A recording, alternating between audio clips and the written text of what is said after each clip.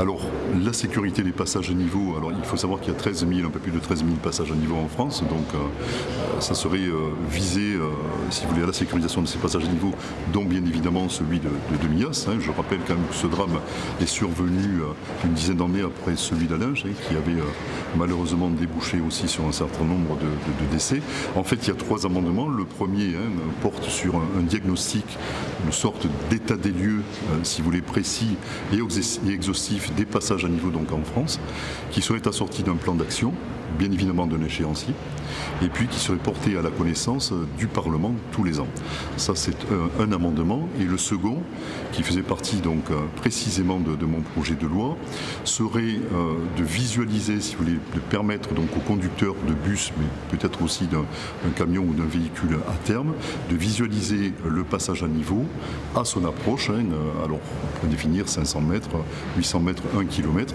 Nous avons tous des GPS aujourd'hui sur lesquels on voit des stations-service, on voit des bâtiments de patrimoine, on voit des chaînes hôtelières, pourquoi pas aussi, si vous voulez, y positionner les passages à niveau, ce qui permettrait donc aux conducteurs d'attirer son attention et bien évidemment de faire en sorte qu'il soit plus vigilant à l'approche de ce passage à niveau. Après, depuis, si vous voulez, ma réflexion a mûri, nous avons fait du benchmarking. A mûri l'idée, alors je ne sais pas si la conversation me permettra d'évoquer cette piste-là aussi, des caméras de vidéosurveillance. Aujourd'hui, on se rend compte qu'il n'y en a pas à hauteur de ces passages à niveau et qu'il y aurait quand même un effet, me semble-t-il, préventif, c'est bien là le fond du problème pour moi, dissuasif, et voire répressif par rapport à des comportements peu vertueux.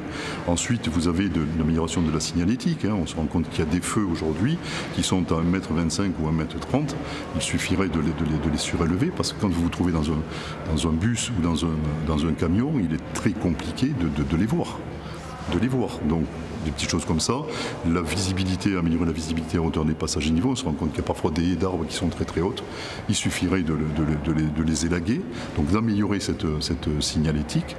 Et puis peut-être, pourquoi pas travailler, et je crois que ça existe dans certaines départements, dans certaines régions en France aujourd'hui, des capteurs de contrôle de la fermeture ou de l'ouverture des barrières qui pourraient peut-être à partir d'un signal, mais un signal radio tout simple, informer le conducteur ou le mécanicien du train en lui disant la barrière est effectivement ouverte à hauteur de ce passage à niveau, donc veuillez ralentir votre vitesse.